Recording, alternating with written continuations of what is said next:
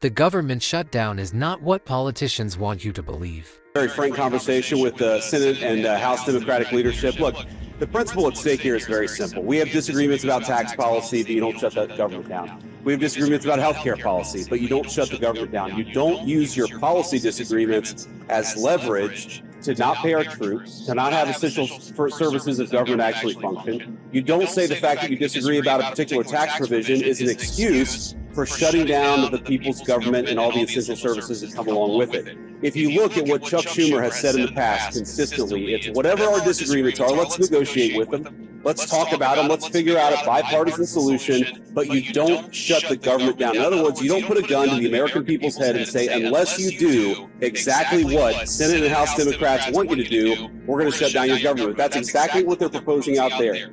Now, we have to remember, they're very frustrated. They say that they're very frustrated about the fact that this negotiation has not taken place until today. But if you look at the original thing they did with this negotiation, it was a $1.5 trillion spending package, basically saying to the American people, we want to give massive amounts of money, hundreds of billions of dollars to illegal aliens for their health care, while Americans are struggling to pay their health care bills. That was their initial foray in this negotiation. We thought it was absurd. We told them it was absurd, and now they come in here saying that if you don't give us everything that we want, we're going to shut down the government. We think that's preposterous. We think it's totally unacceptable, and we think the American people are going to suffer because these guys won't do the right thing. Now, I want to make one final point here. You will hear a lot from Senate Democrats, from House Democrats about the fact that American health care policy is broken. Well, we know that American health care policy is broken. We've been trying to fix it for the 8 months that we've been in office, but every single thing that they accuse about being broken about American health care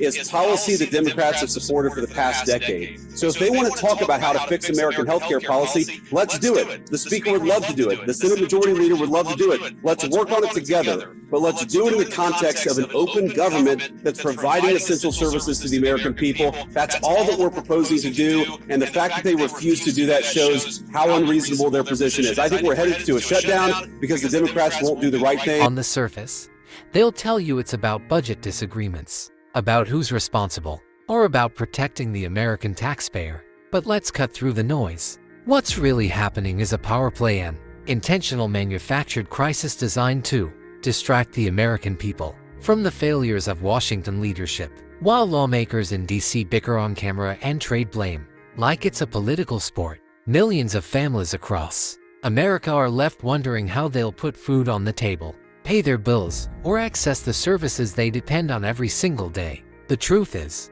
the shutdown isn't about saving money. It actually costs taxpayers billions. It isn't about protecting the economy. It actively damages it. And it isn't about fighting for the people, because the people are always the first to suffer. The real priorities in Washington are exposed during these shutdowns. Politicians protect their salaries, their perks, and their donors, while everyday Americans feel the squeeze. It's a game of leverage, and the pawns on the board are hardworking families who don't have the luxury of waiting it out. Behind closed doors, deals are being made that serve the wealthy and powerful, while the rest of us are fed a steady stream of outrage and distraction. They don't want you to know that this chaos is planned, rehearsed, and weaponized to push agendas that would never survive the light of day. That's the dirty secret of shutdown politics. It's not about governance. It's about control. So don't be fooled by the finger pointing and the sound bites. The truth is clear. This shutdown was never about you. It was about them, their power, and their survival.